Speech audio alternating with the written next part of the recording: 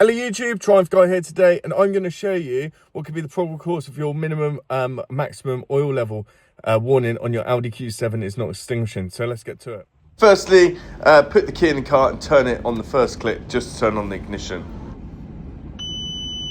Oh, fuel. There it is, the badger right there.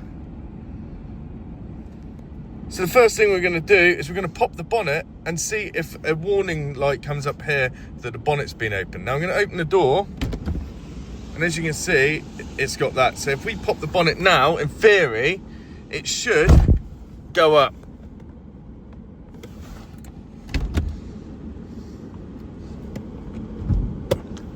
Okay, so in this case, it's gone up. So it will be probably a dodgy sensor. So as you can see now, it's just the fuel light and the tow bar lock. So if you didn't have that bonnet come up, then what you need to do is either replace the sensor for the bonnet, check the wiring for the sensor, or making sure that your oil level's full. You can actually reset the oil service on this and it will register that it's back to full again. So thanks for watching. I've got this Audi Q7, going to be doing plenty of work on it, so please make sure you like and subscribe. If you check the playlist in the comments, there's going to be more maintenance videos for it.